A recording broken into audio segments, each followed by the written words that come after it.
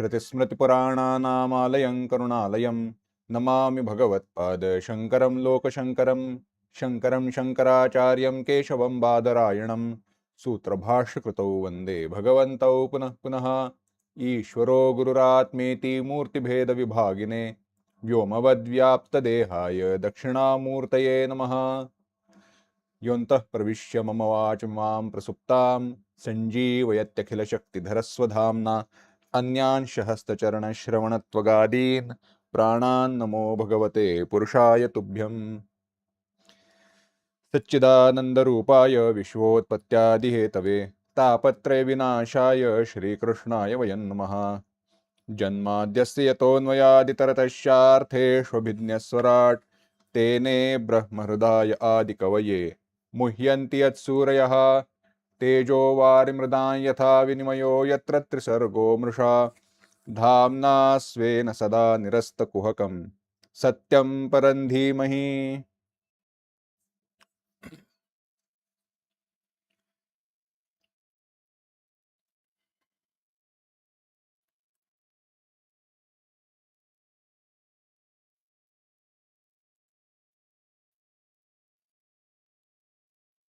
श्रीमद भागवताच्या एकादश स्कंधाचा विचार चिंतन करणारी मालिका एकासाठी 11वा। श्रीमद भागवताचा एकादश स्कंध हे म्हटलं तर भागवताचं अंतिम रूप आहे। एकादश स्कंधाचा विचार करताना त्याची पूर्वपीठिका त्याचा उपोद्घात करत असताना अनेक अंगांनी विचार करता येतो। एकादश स्कंधाचं स्थान काय आहे, एकादश स्कंधाचं भागवताच्या 10 लक्षणांपैकी आलेलं लक्षण काय आहे, एकादश स्कंधामध्ये कोणते विषय आलेले आहेत आणि एकादश स्कंधामध्ये उपदेष्टा आणि उपदिष्ट आणि शिष्य हे कोण कोण आहेत याचाही विचार करता येतो। मुळात भागवताच्या लक्षणांचा विचार करत असताना मी फार भागवताच्या आरंभी आलेले विषय, भागवताचं मंगलाचरण, त्याच्यानंतर आलेला चतुश्लोकी भागवताचा विचार या सगळ्याचा विस्तार करणार नाहीये, कारण तो गृहीत धरूनच मी एकादश स्कंधाच्या चिंतनाला आरंभ करतोय आणि ते आपण करायचंय तसा, तीच अपेक्षा आहे। पण तरी देखील अध्यायाचा आरंभ करायचा म्हटल्यानंतर, अथ म्हटल्यानंतर काहीतरी क्रमसंगती सांगितली पाहिजे, त्याचं चिंतन केलं पाहिजे, म्हणून हा प्रस्तुत विचार, हे प्रस्तुत चिंतन। भागवतामध्ये पहिले 10 स्कंध येऊन गेल्यानंतर जेव्हा एकादश स्कंधाला आरंभ होतो तेव्हा त्या स्कंधात काय सांगितलंय तर म्हणाले मुक्तीचा विचार आलेला आहे। अत्र सर्गो विसर्गश्च स्थानं पोषणमूतयः मन्वन्तरेषानुकथा निरोधो मुक्तिराश्रयः दशमस्य विशुद्ध्यर्थम नवानामिह लक्षणम। श्रीमद भागवतानीच आपल्या 10 लक्षणांचा विचार करत असताना सांगितलं काय काय आहे तिथे। सर्ग विसर्ग, अत्र सर्गो विसर्गश्च स्थानं पोषणमुतया, स्थान पोषण ऊती, मन्वंतर ईशानुकथा, निरोध मुक्ती आणि आश्रय।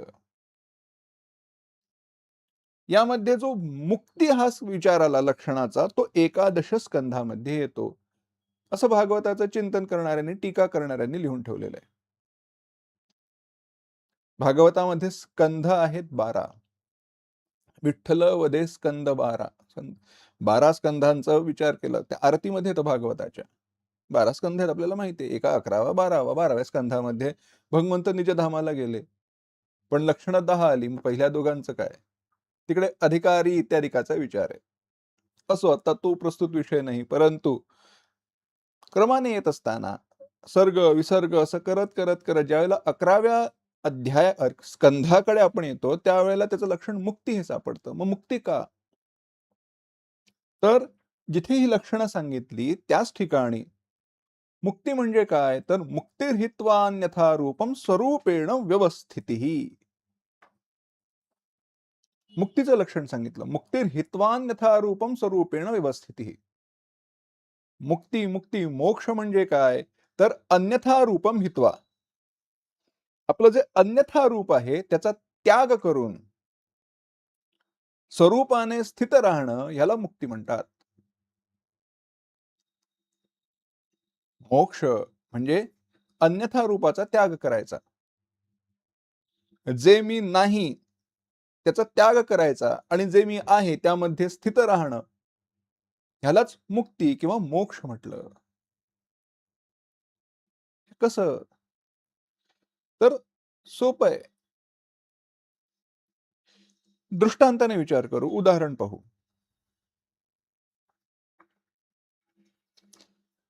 माझ्यासमोर 2 मूर्ती आल्या. एक मूर्ती आहे रामाची आणि दुसरी मूर्ती आहे ती श्वानाची आहे. खेळण्यातला कुत्रा आहे. पण तो श्रीमंताच्या घरचा त्यामुळे सोन्याचा आहे. धातूची मूर्ती आहे. श्रीमंताच्या घरचं त्यामुळे सोन्याचा कुत्रा, लाकडाचं वगैरे खेळणं नाहीच. पण रामाची मूर्ती आहे ती मात्र पितळेची आहे. आता यातील कोणत्या मूर्तीची किंमत जास्त? कोणत्या मूर्तीची किंमत अधिक करायची? रामाची मूर्ती आहे म्हणून त्या मूर्तीची किंमत अधिक करायला गेलो तर पितळेला किंमत नाही, वजन नाही. आणि कुत्रा म्हणून त्याची हीन किंमत ठरवली तर ती सोन्याची आहे. त्यामुळे किंमत जास्त आहे. त्यामुळे अन्यथा रूप हित्वा म्हणजे त्याचा त्याग करायचा, ते पाहायचं नाही. मूर्तीची किंमत आता खरेदी विक्री व्यवहारासाठी किंमत मूल्य ठरवत असताना तिथे त्या रूपाकडे पाहायचं नसतं, त्यातील धातूची किंमत काय आहे ते पाहायचं असतं. आणि वरचं काय कारागिरी वगैरे असेल तो भाग स्वतंत्र. पण जो अन्यथा रूपाचा विचार आहे तो लक्षात घ्या. किंमत ही त्यात स्वरूपभूत असणारं, त्याचं स्वरूप असणारं जे सोनं आहे किंवा जे पितळ आहे, त्याचं जे मूल्य आहे, त्याच्या सापेक्षतेने ती किंमत आहे. तसंच ज्यावेळेला मी माझ्या स्वसंबंधी, आत्मसंबंधी, आत्म म्हणजे इथे आत्मा सच्चिदानंद परमात्मा या अर्थाने नाही, स्वतः मी या दृष्टीने विचार करतो, त्यावेळेला माझं जे अन्यथा रूप आहे, त्याचा त्याग करायचा आणि जे उरतं, ते थोरे जे घनवट दिसो आले. जे मागे उरतं ना, त्याला घट्ट पकडून ठेवायचं, त्यामध्ये स्थिर राहायचंय. व्यवस्थित स्थित राहणं, व्यवस्थिती. त्याच्यापासून न ढळणं. हाच मोक्ष आहे, हीच मुक्ती आहे. माऊलींनी म्हणून दृष्टांत वापरत असताना फार सुंदर केलंय. धान्यापासून फलकट बीज बाजूला करायचं. धान्यातलं फलकट, बीज, कोंडा तो बाजूला करायचा आहे. पण म्हणून त्याच्यासाठी आपण धान्य चाळतो तो दृष्टांत घेतला नाही. त्याने दृष्टांत घेताना धान्य जे पाखडतो तो दृष्टांत घेतला का?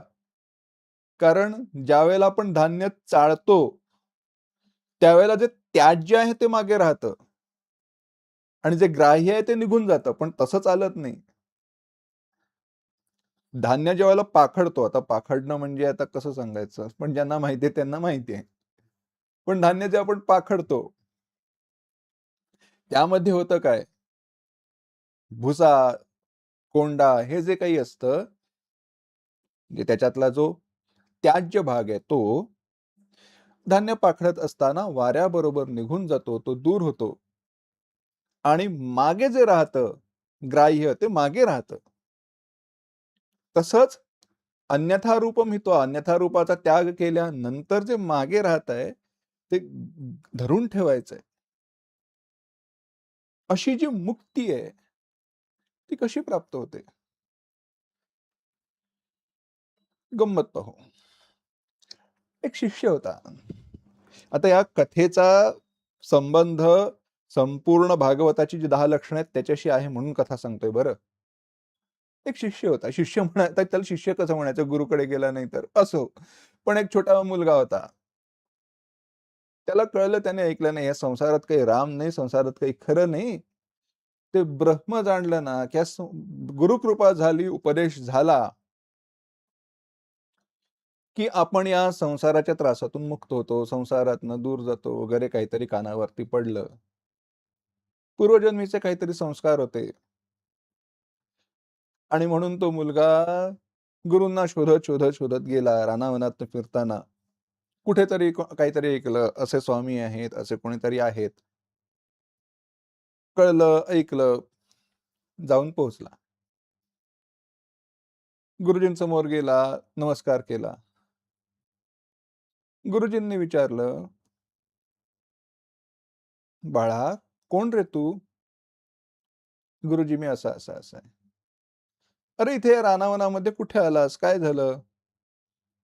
तो म्हणाला, "काही नाही गुरुजी, मला कळलं हा संसार आहे ते काही खरं नाही. संसारातनं तरून जायचं असतं, भगवंताची प्राप्ती करून घ्यायची असते. ते काय मला कळत नाही, पण तो उपदेश झाला, गुरुकृपा झाली, की आपण मुक्त होतोय. मला कोणीतरी सांगितलं म्हणून मी तुमच्याकडे आलोय." गुरुजी म्हणाले, "बाळा, बरं केलंस. कसं आहे ना, ते ब्रह्म जे आहे ना, ते ब्रह्म तू आहेस आणि या जगामध्ये परब्रह्माच्या व्यतिरिक्त काही एक नाही. हा संसार मिथ्या आहे, खोटा आहे, सगळं काही भ्रम आहे. परब्रह्म एकच सत्य आहे आणि हाच उपदेश आहे. जा, झालं काम." असं होत नाही ना आणि शास्त्राला हे मान्यही नाही. असं कधी होतं का? आपण सगळ्या प्रमाणांचा विचार केला म्हणजे आपल्यासाठी उपलब्ध असणारी जी प्रमाण आहेत, तेथे सेवा हा दारवंठा, तो स्वाधीन करी सुभटा ओळगोनी. तनु मनु जीवे चरणासी लागावे, अगर्वता करावे दास्य सकळ. मग अपेक्षित जे आपुले, तेही सांगती पुसिले. तेणे अंतःकरण बोधले संकल्पा नये. सगळं कशासाठी? का? त्यामध्ये क्रम आहे. आपला अधिकार सिद्ध व्हावा लागतो आणि तो अधिकार सिद्ध झाला, की मगच तो ऐक्याचा उपदेश कानावरती पडतो. तोपर्यंत होत नाही. उपदेश पडत नाही आणि पडला तरी तो काही कामाला येत नाही. सगळ्याचा विचार करा. उपदेशाचा सगळ्याचा विचार करत असताना जर लक्षात घेतलत तुम्ही, तर असं पहा, फार लांब कशाला जा, आपण उपनिषदातली एक कथाच पाहू. उपनिषदामध्ये आलं, गेला शिष्य गुरूंकडे. म्हणाला, "गुरुजी, असं मला ते ज्ञान पाहिजे वगैरे." ते गुरुजी म्हणाले, "ठीक आहे, एक काम कर, ह्या 100 गायी आहेत. त्या 100 गायी वनामध्ये घेऊन जा आणि या 100च्या 1000 झाल्या की घेऊन ये." 100 गायींच्या 1000 गायी कधी होतात? कशा होतात? मग त्यांना वासरं झाली, मग त्यांना पुढे वासरं झाली. असं करत जाणार म्हणजे त्यामध्ये काहीतरी एक काळ जाणार आहे आणि त्या 100च्या 1000 गायी व्हायच्या असतील तर गायींची राखण केली पाहिजे, निगा राखली पाहिजे. तिकडे ते कर्म त्याच्याकडनं घडलं पाहिजे. ज्यावेळेला ते सर्व कर्म घडेल, त्यावेळेला कुठेतरी ते मन घासलं जाईल आणि घासून पुसून लख्ख होईल. आणि असा जो कोणी आहे, ज्याचं मन शुद्ध झालेलं आहे, चित्त शुद्ध झालेलं आहे, तो पर्यायतः ब्रह्मज्ञानाचा अधिकारी होतो. त्यावेळेला तो ब्रह्मज्ञानाचा अधिकारी होतो. आधी होत नाही ना.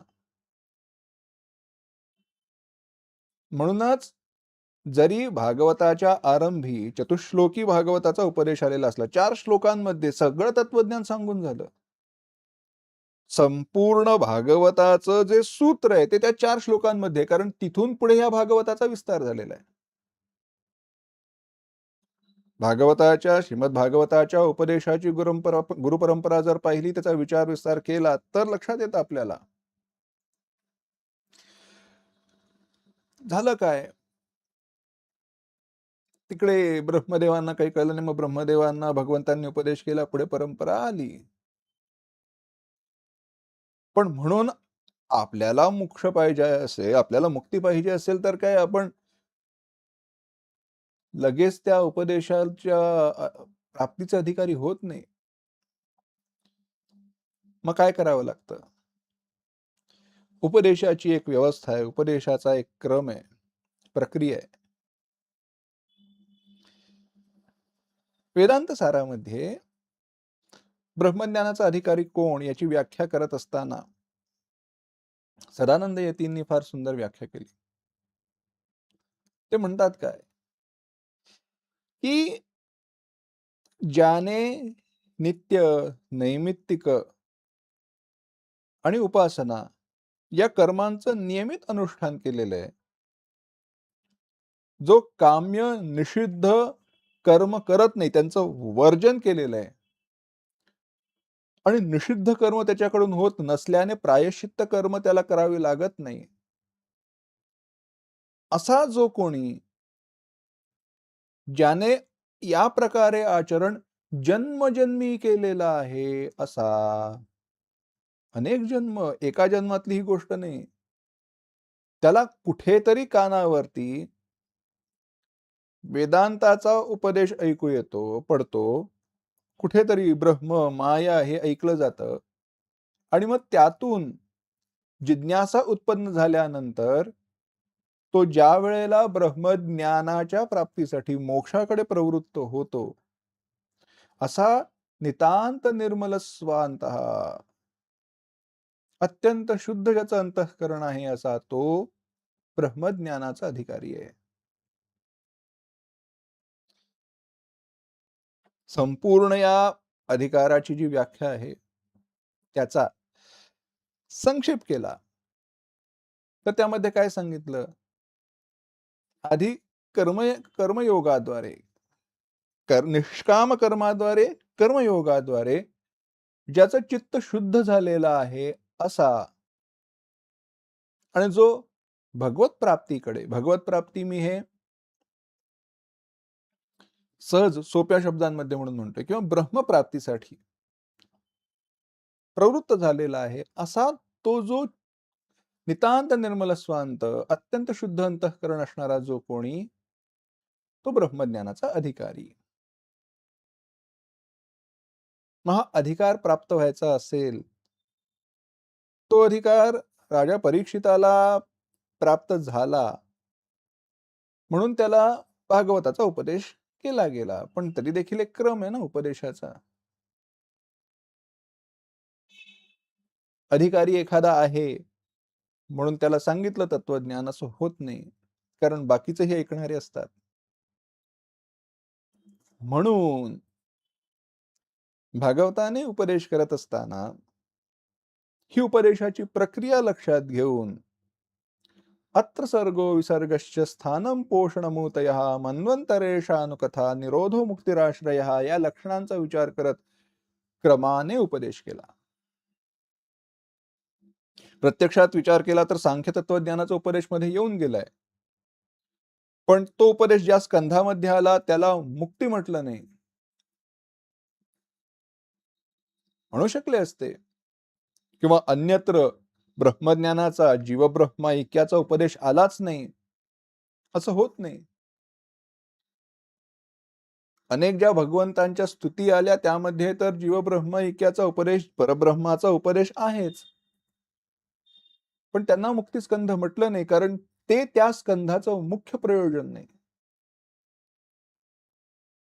ते ऐकणाऱ्यावरती अंतिमतः जो ब्रह्मोपदेश करायचा आहे त्याचे संस्कार व्हावेत म्हणून त्या त्या स्कंधाच्या विचाराच्या, प्रयोजनाच्या, विषयाच्या, उपदेशाच्या सापेक्षतेने आलेले ते विचार आहेत.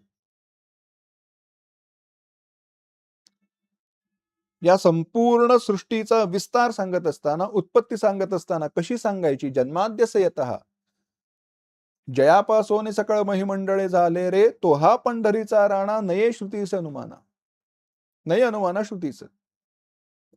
या प्रकारे परब्रह्माचं अप्रमेयत्व आणि जगत कारणत्व सांगायचं. पण ते सांगत असताना विस्तार कसला झाला? त्या परब्रह्मापासून, त्या प्रकृतीपासून काय काय उत्पन्न झालं, मग तो अहंकार कसा निर्माण झाला, मग तो वैकारिक, तैजस, तामस 3 प्रकारचा कसा झाला आणि मग त्या तिघांपासून ही संपूर्ण सृष्टी जी आपल्याला अनुभवास येते ती कशी निर्माण झाली. हा अखंड क्रम आहे. श्रीमद भागवताच्या उपदेशांचा हा विचार करत असताना आपल्याला हे सूक्ष्मतेने पाहावं लागतं. आणि हे मग पाहिल्यानंतर ज्यावेळेला आपण म्हणतो, की अत्र सर्ग व विसर्गस्य स्थानं पोषणमुतय हे करत करत ज्यावेळेला आपण मुक्तिस्कंधाकडे येतो, तो हा 11वा स्कंध आला कुठून? नाथ महाराज म्हणतात, एकादशाच्या उदयांतु पाहोनी दशमाचा प्रांतो. नाथ महाराजांची जी टीका आहे भागवतावरती, एकादश स्कंधावरती, फार सुंदर टीका आहे. चिंतन करत असताना जिथे जिथे आपल्याला संदर्भ येणार आहे तिथे आपण त्यातले काही संकेत पाहणार आहोत, काही विषय पाहणार आहोत. नाथ महाराज म्हणतात की एकादश स्कंधाचा जो उदय आहे त्यामध्ये दशम स्कंधाचा प्रांत दिसून येतो. दशम स्कंधाची लक्षणं दिसून येतात. त्यामुळे क्रम लावत असताना दशम स्कंध हा एकादश स्कंधाचं कारण ठरतो. दशम एकादशाचं कारण ठरतो.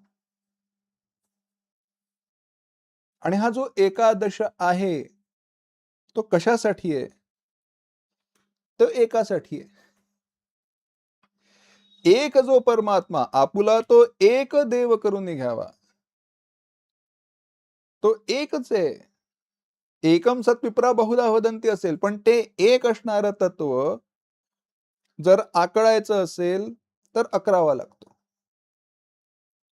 आणि तो 11वा कोणी सांगितला? नाथ महाराज स्वतः म्हणतात. ते म्हणतात, म्हणून एकादशाची टीका एकादशी सकरी एका, ते एकपणाची सुखा फळेल देखा एकत्वे. या चिंतनाच्या मालिकेचं ज्या वेळेला आपण नामाभिधान केलं, एकासाठी 11वा, ते एकत्वे. त्या एकासाठी, एक परमात्म्यासाठी, एका परब्रह्मासाठी, त्या ऐक्यासाठी काय हवा तर 11वा हवा. ती 11व्या एकादशावरची टीका. एकादशीला करतो कोण? एकनाथ महाराज करतात. आणि म्हणतात कशासाठी? एकपणाची या सुखा, त्या एकपणाच्या सुखासाठी. तर असा हा 11वा जो स्कंध आहे त्यामध्ये मुक्तीचा विचार आला. त्याच विषयाचा विस्तार या संपूर्ण आपण चिंतन मालिकेतनं करणार आहोत. पण मग आता थोडं हे जर 11वा स्कंध आहे त्याच्या आधी आलेले विषय म्हणजे दशमस्कंध आणि दशमस्कंधाकडून एकादश स्कंधाकडे प्रवृत्त होताना किंवा एकादश स्कंधामध्ये काय काय विषय आलेत त्याचं आता आपल्याला थोडं चिंतन करायचं आहे. भागवतावरती श्रीधर स्वामींची एक टीका आहे. श्रीधराचार्यांनी, श्रीधर स्वामींनी या भागवतावरती टीका लिहित असताना, एकादशाचा विचार करत असताना क्रमसंगती लावताना म्हणालेत, 10वा जो स्कंध आहे तो प्रवृत्तीला अनुकूल आहे, प्रवृत्तीस अनुरूप आहे. धर्माचा विचार करत असताना द्विविधो हि वैदिको धर्म प्रवृत्ती लक्षण निवृत्ती लक्षणस्य. आचार्यांनी आपल्या भगवद्गीतेच्या टीकेमध्ये आरंभीच धर्माचा विचार सांगितला. हा जो धर्म जो म्हणतात त्याचं लक्षण काय आहे? विविधो हि वैदिको धर्म, दोनच प्रकारचा आहे. एकतर त्याने प्रवृत्ती सांगितली नाहीतर निवृत्ती सांगितली, पण त्याने व्यभिचार सांगितला नाही. थोडे मग व्यभिचार म्हणत असताना किंवा अचूक शब्द वापरू, पशुता सांगितली नाही. काय आहे? धर्माचं प्रयोजन काय? ह्याचा विचार करताना थोडं आपल्याला चौकस बुद्धीने पाहावं लागतं. एक लौकिक दृष्टीने धर्माचं प्रयोजन लक्षात यावं,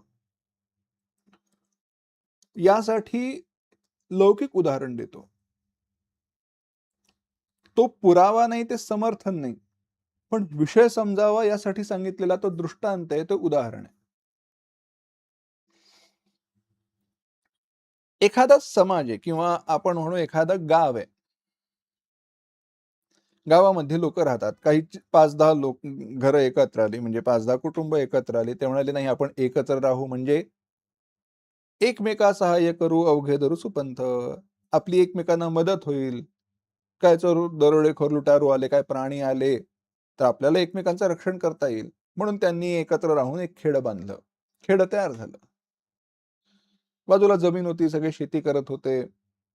एखादा गाडगी-मडकी बनवत होता, इत्यादी झालं सुरू.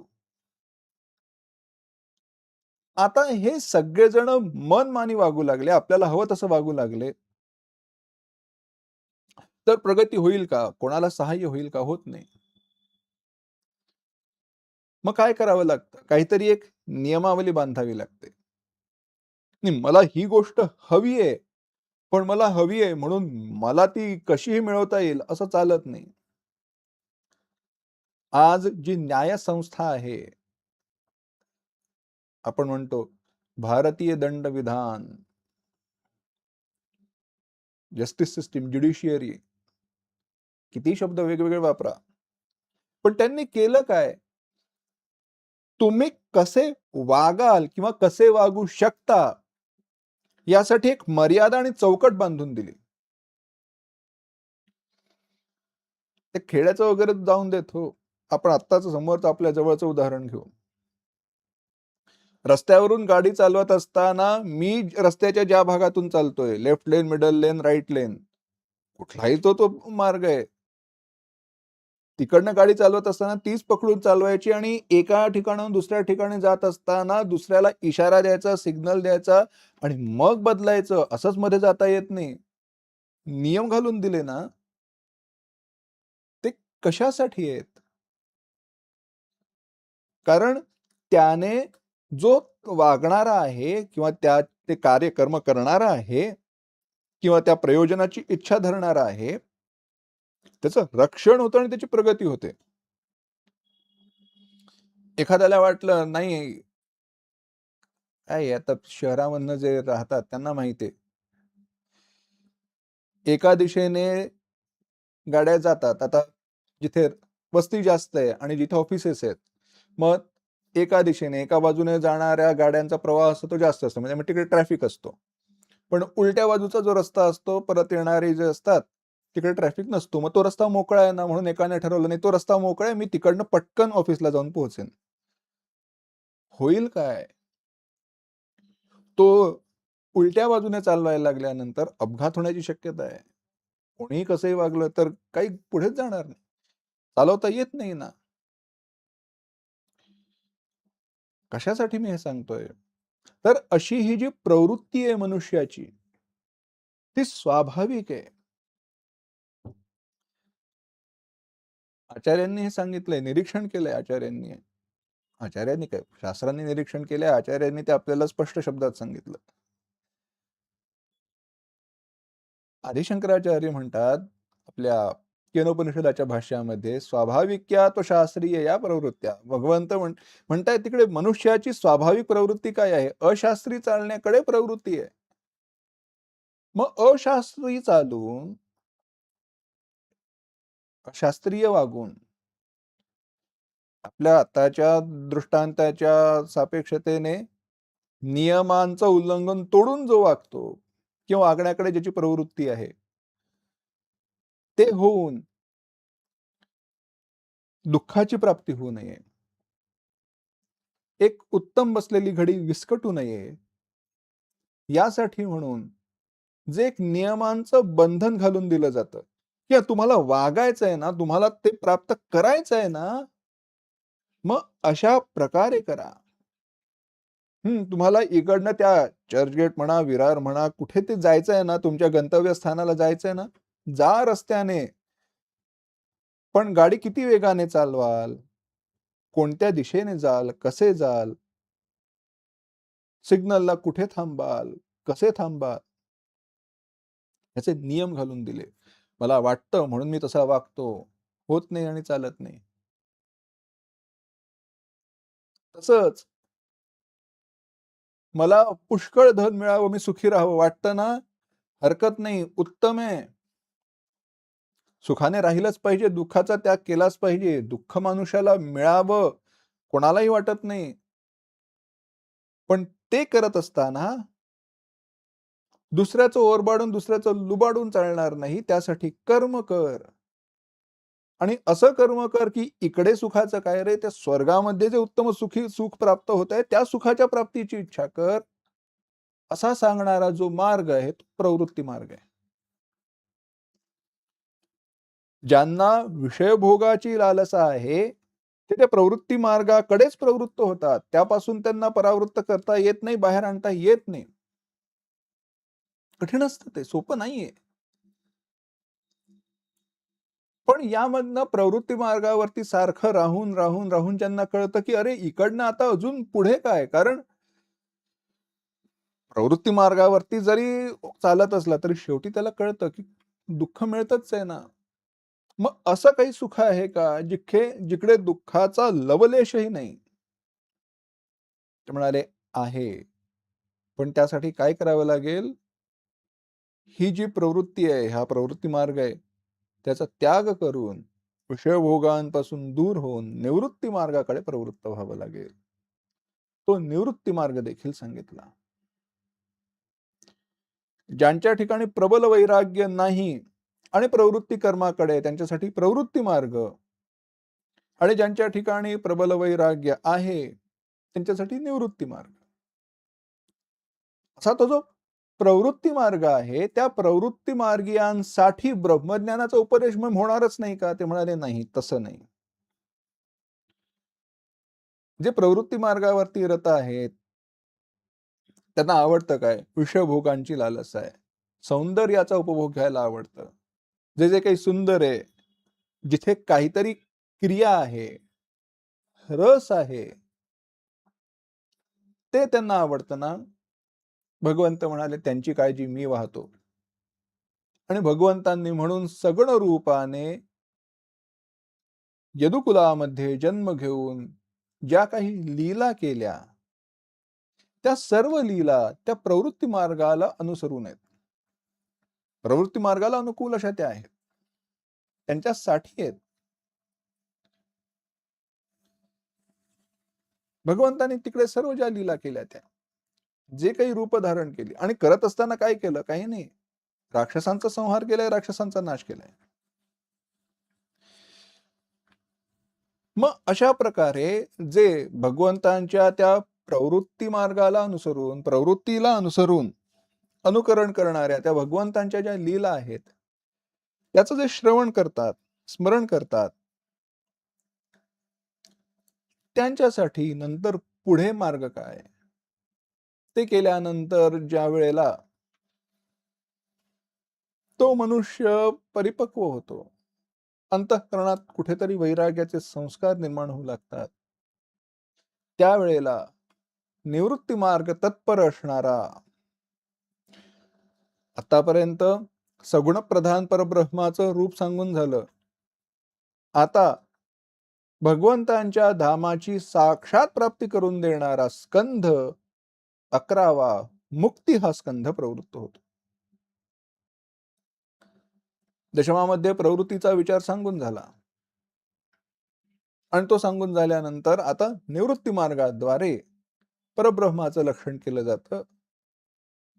पण ते करत असताना देखील आरंभी होतं कसं? आला विषय म्हणून केली सुरुवात असं चालत नाही. मग ह्या 11व्या स्कंधामध्ये देखील सगळ्यात आधी भगवंतांनी काय काय केलं, सगळ्या त्या राक्षसांचा विनाश कसा केला.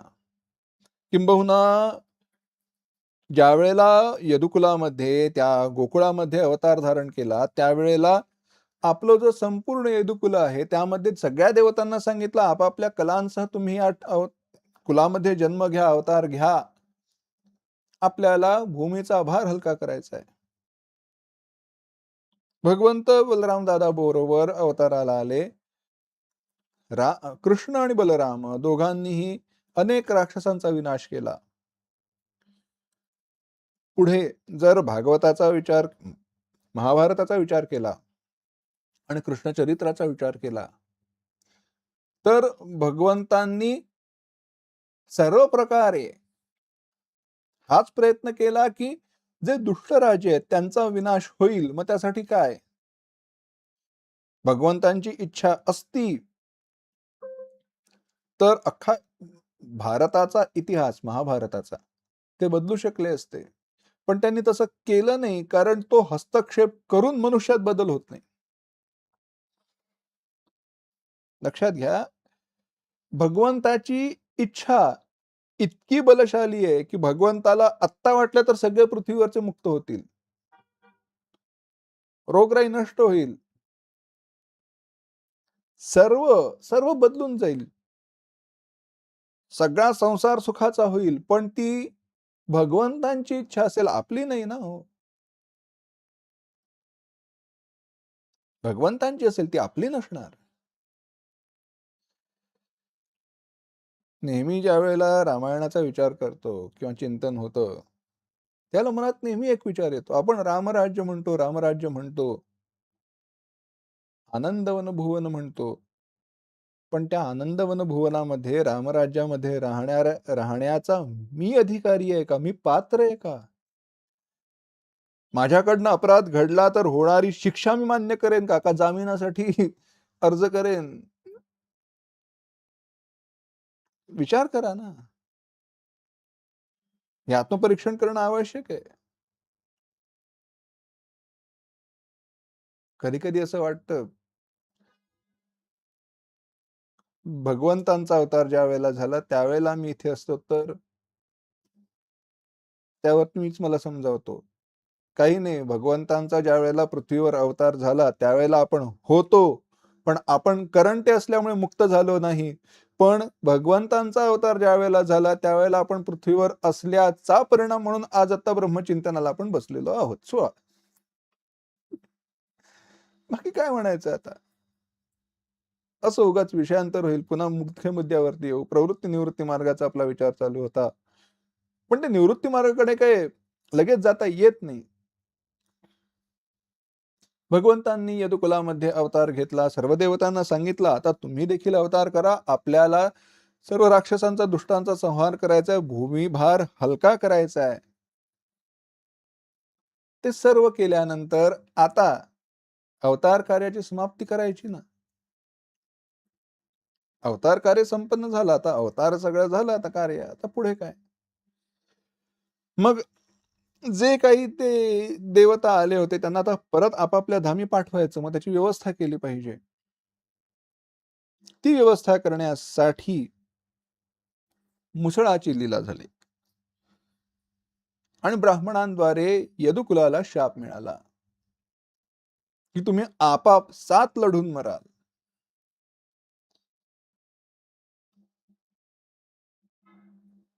भगवंतांवरती इथे काही वेळेला वाटतं की भगवंतांनी असं का केलं, भगवंत असे का वागले. एक फार त्याचं सुंदर रसमय वर्णन आहे. यदुकुलाच्या संहाराचा विचार करा किंवा थोडं महाभारताकडे जाऊ आपण. काय हे सर्व समजल्याशिवाय एकादश स्कंधाच्या पहिल्या अध्यायाचं जे प्रयोजन आहे ते स्पष्ट होत नाही. महाभारतामध्ये ज्या वेळेला सगळा संहार झाला, युधिष्ठिराला राज्याची प्राप्ती झाली. आता अजून पूर्ण युद्ध संपलं नाही, पण आता त्या दुर्योधनाचा वध झाला. आता कोणी कौरवांकडे उरलं नाही. सगळी त्या धृतराष्ट्र गांधारीची सर्व मुलं गेली. गांधारीला अत्यंत दुःख झालं. कारण पाहिलं दोन्हीकडच्या सैन्यातील अनेक वीर मृत्युमुखी पडले होते आणि त्यांच्या विधवा स्त्रिया विलाप करत होत्या. तो विलाप ऐकून गांधारी त्या कृष्णाला म्हणाली, कृष्णा, तुझ्या मनात इच्छा असती तर तू हे सर्व थांबवू शकला असतास, पण तू ते थांबवलं नाहीस.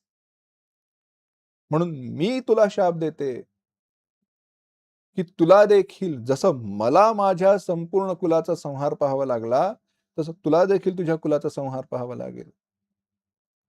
मग तिकडे व्यास मुनी प्रकट झालेत आणि गांधारीला समजावलंय. भगवंतांनी गांधारीचा शाप आनंदाने स्वीकारला, कारण त्यांना तेच हवं होतं. काहीतरी निमित्त हवंच होतं. पण माझा मुख्य मुद्दा पुढे आहे.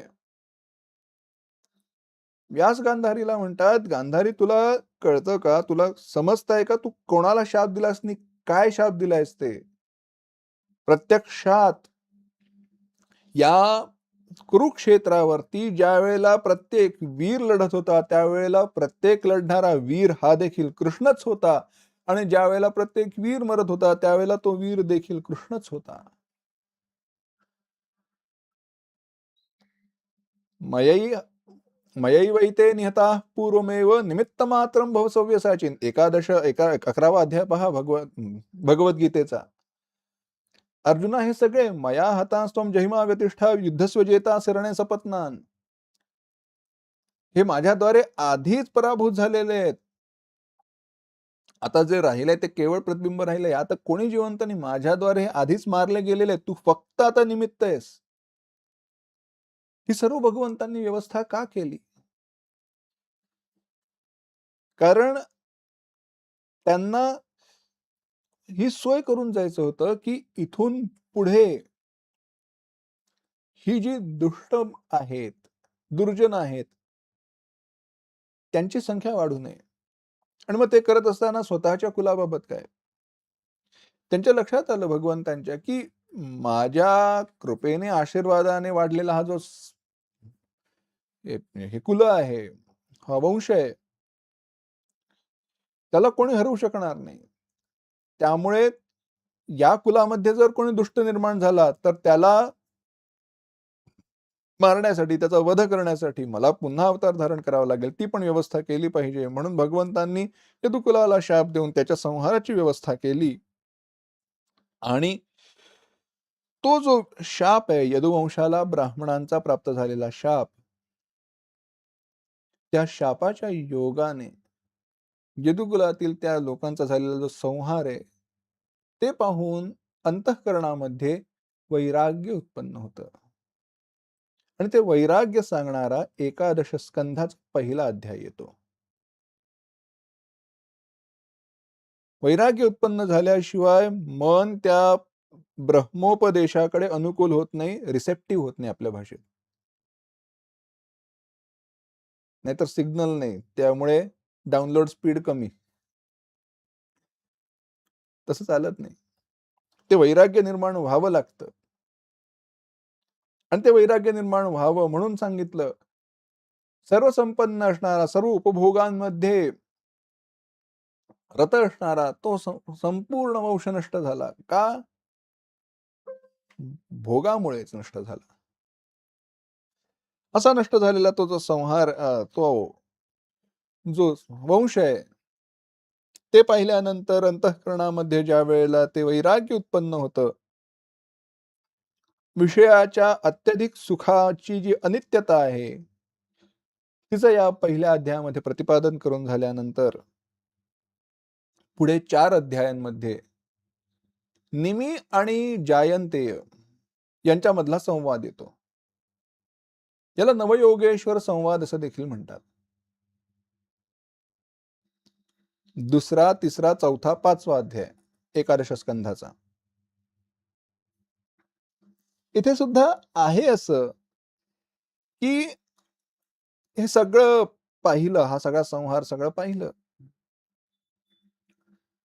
वसुदेवांना दुःख झालं.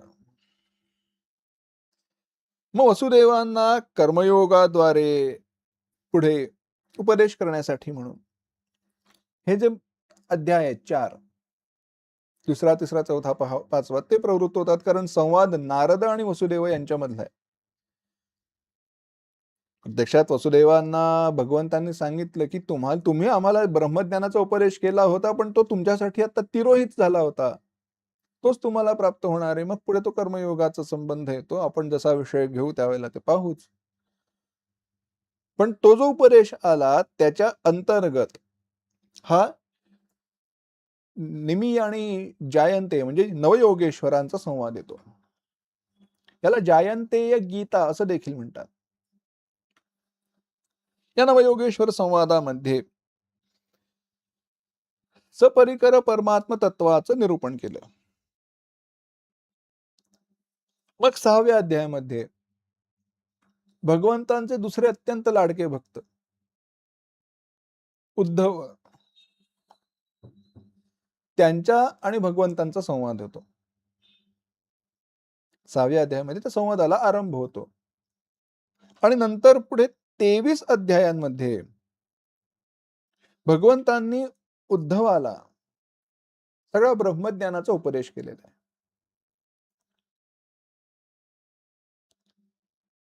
6 आणि 23 झाले 29.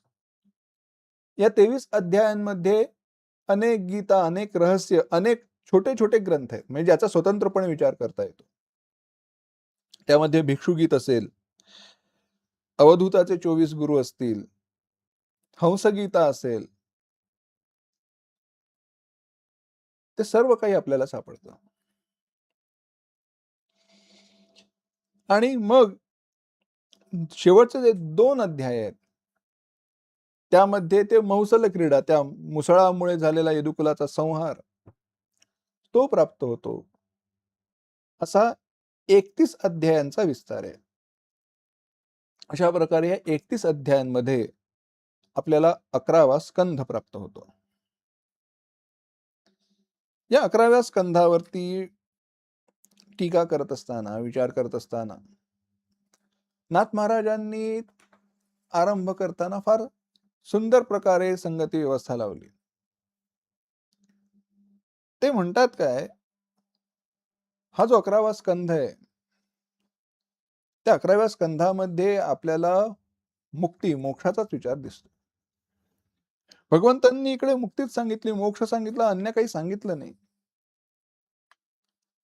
पण ते सांगत असताना केलं काय? तर मग ते म्हणाले, की झालं असं, ब्रह्मज्ञानाचा उपदेश करताना ब्रह्मज्ञान तर फार पूर्वी भगवंतांनी त्या ब्रह्मदेवाला सांगितलं. 4 श्लोकांमध्ये सांगितलं. तो चतुश्लोकी भागवताचा उपदेश झाला. तो चतुश्लोकीचा बोधू गुरुमार्गे आला शुद्धू तेणे उपदेशिला नारदू अतिप्रबुद्धू भावार्थी. मग तो जो चतुश्लोकी भागवताचा उपदेश होता, तो ब्रह्मदेवाने नारदांना सांगितलं. नारदांना अत्यंत आनंद झाला. ते आनंदाने नाचू लागले. अरे ब्रह्मचिंतन करणाऱ्या माणसाला अजून काय हवं? भगवत चिंतन, नित्य भगवंतांचं चिंतन करणारे नारद, त्यांना तो उपदेश प्राप्त झाला. ते आनंदाने नाचू लागले. नाचत नाचत ज्यावेळेला खाली पृथ्वीवरती आले आणि बघतात तर काय, व्यास मुनी तिकडे बसले होते. चेहरा म्लान होता, दुःख होतं.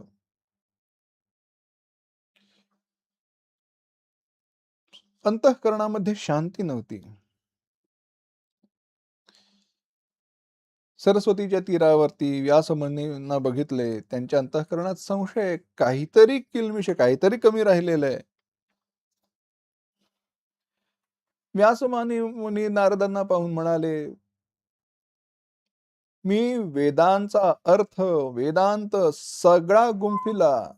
ब्रह्मसूत्रांची रचना केली. उपनिषदांचा, पुराणांचा विचार केला. हे सर्व सांगितलं. पण मनाला शांती लाभली नाही.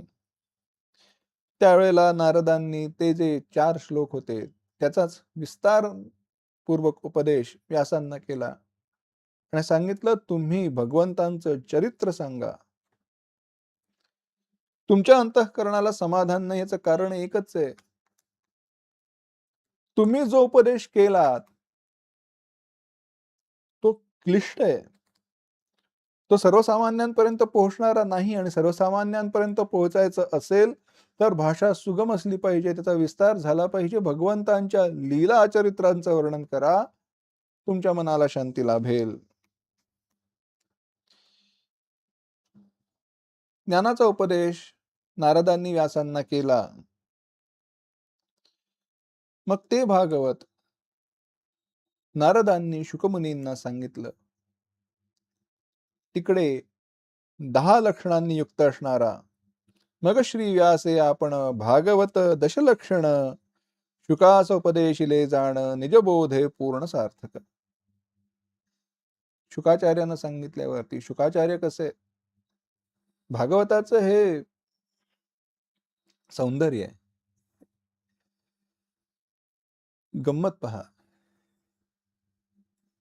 शुकाचार्य कसे आहेत, जन्मतः ज्यांना प्रबल वैराग्य प्राप्त झालेले आहे असे, आणि मग त्यांना उपदेश करताना व्यासांनी ज्यावेळेला निगमकल्पतरोर्गलितं फलं शुकमुखादमृतद्रव संयुतं पिबत भागवतं रसमालयं मुहुरहो रसिका भुवि भावुकाः. याच्यासाठी झालं काय? जन्माला आले तेच वैराग्याने परिपूर्ण असणारे शुकाचार्य मनामध्ये निघून गेले, समाधी लावून बसले. व्यासांची इकडे घालमेल. अरे माझा मुलगा गेला. व्यासांना कथा विस्तार करणार नाही. मग त्यांच्या समोर बर्हा पीडम नटवरपुः कर्णयो कर्णिकारं बिभ्रद्वास कनकपिशं वैजयंतीं च मालां रंध्रान् वेणोर्धर सुधया पूरयन् गोपवृंदैः. श्लोकाचं गान केलं. त्यांनी डोळे उघडून पाहिलं. शुकाचार्य म्हणाले, हे काय आहे, काय सौंदर्य आहे. आले मग शुकाचार्यांना भागवताचा उपदेश झाला आणि परिणाम काय झाला, नाथ महाराजांनी गोड शब्दात सांगितलं. ते म्हणाले, समाधी आली समाधान तेथे तेणे शुकही सुखावला परमानंदे निवाला मग समाधीस्थ राहिला निश्चय ठेला निज शांती तेणे स्वभावेची जाण समाधी आली समाधान. समाधी लागली म्हणून समाधान प्राप्त झालं असं नाही, पण त्या समाधीलाही समाधान प्राप्त झालं. असा हा उपदेश. मग तो पुढे त्या परीक्षिताचा अधिकार पाहून त्याला प्राप्त झाला. परीक्षित तरी अधिकारी का झाला? काही नाही, त्याला शाप मिळाला, शापाने तो अधिकारी झाला. ऋषीमुनींचा शाप ब्रह्मज्ञानाचा अधिकारी करतो. नाथ महाराज फार गोड वर्णन करतात. म्हणतात, अरे तो काय सामान्य शाप आहे का? सामान्य शाप नाहीये तो. त्या शापाने परीक्षित देखील अधिकारी झाला. काय नवल आहे. पण हे सगळं चिंतन, कथा चिंतन आपल्याला करायचं असेल तर काय करावं लागेल? नाथ महाराज प्रार्थना करतात. म्हणतात, भीतरी देऊनिया कानी द्यावे निज मन अवधाना करोनी सावधान कथानुसंधान करावे. ही ओवी आताच्या चिंतनाच्या समारोपाला मी मुद्दामून घेतली का? कारण पुढच्या सर्व प्रत्येक चिंतनामध्ये आपल्याला ही ओवी लक्षात घ्यायची आहे, ठेवायची आहे. भीतरी देऊनिया कान एक करू नये का? भीतरी देऊनिया भीतरी आतमध्ये. कानी द्यावे निजमन, कानाच्या ठिकाणी निजमन द्यायचं. म्हणजे काय? जे ऐकलंय त्या ठिकाणी मन एक करायचं, म्हणजे मनन करायचं. भीतरी नेऊनिया